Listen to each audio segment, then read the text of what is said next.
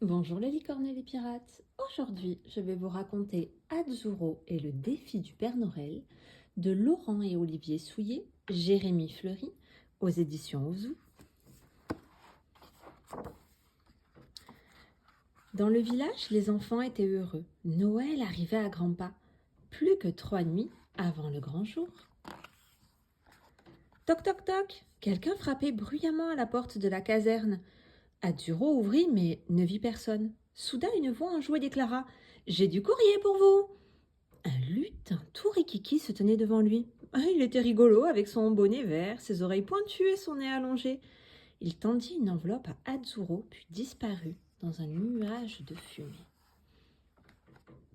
Incroyable! C'était une lettre du Père Noël. Il demandait aux Dragonos de le rejoindre au pôle Nord de toute urgence.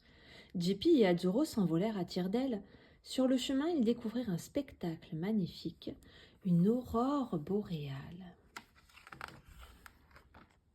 Le Père Noël les accueillit à bras ouverts. Après leur avoir offert un délicieux souper, il s'expliqua. « Mes reines sont malades. Pour distribuer les cadeaux aux enfants, je dois faire appel à un dragono. Crème, mon dragon cracheur de neige, est habituellement là pour m'aider, mais il s'est absenté pour aller voir ses parents. » « Azzurro, tu seras soumis à des épreuves, car je dois savoir qui est le meilleur de vous deux, dit le Père Noël. » Et il disparut derrière une porte en bois. Quelques instants plus tard, il revint accompagné d'un dragono rouge et d'une élégante chauve-souris.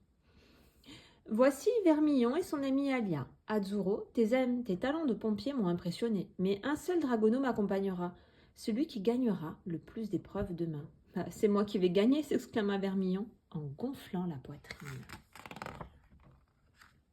« Maintenant, je vais vous faire visiter mon petit chez-moi !» s'exclama le Père Noël. Les dragonos restèrent sans voix lorsqu'ils découvrirent l'atelier de confection des jouets. C'était le plus bel endroit du monde. « Mes amis, il est maintenant l'heure d'aller se coucher, dit le Père Noël en bâillant. Alors qu'Azzurro entrait dans sa chambre, Vermillon lui chuchota à l'oreille. « Ben, tu devrais abandonner, hein, tu ne feras pas le poids, dragounet. » Le lendemain, les épreuves s'enchaînèrent comme prévu. Course de vitesse sans faire tomber les cadeaux, résistance face aux vents les plus forts, il était impossible de les départager. Finalement, le Père Noël organisa une dernière épreuve, le défi du feu contre l'eau.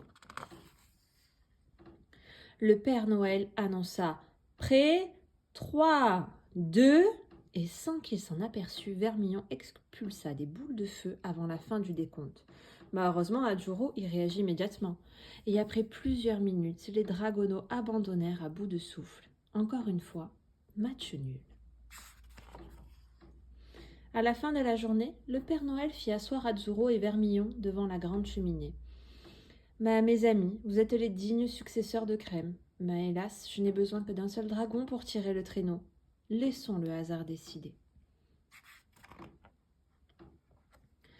Dans le bonnet, il y a 2 papiers. Le dragono qui tirera celui avec le traîneau m'accompagnera, dit le Père Noël avec une voix grave.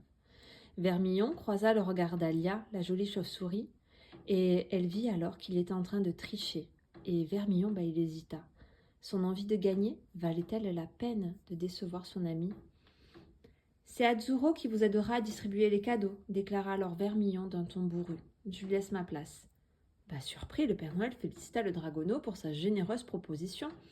Et ému, Azzurro en resta bouche bée. Il se contenta de sourire à celui qui n'était plus son adversaire, mais son ami. Le jour venu, un épais brouillard s'était formé, impossible de voir plus loin que le bout de son nez. Tous étaient désemparés, jusqu'à ce qu'Azzurro leur souffle une idée.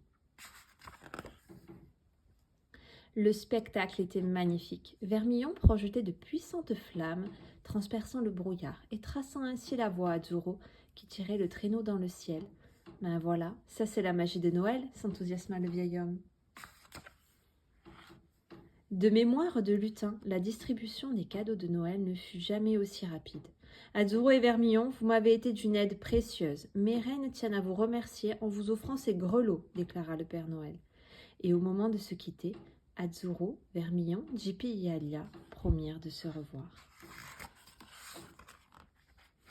Et de retour à la caserne, Jippy et Azzurro découvrirent que le Père Noël ne les avait pas oubliés. Cette histoire vous a plu? N'hésitez pas à me laisser en commentaire les prochaines histoires que vous aimeriez que je vous raconte.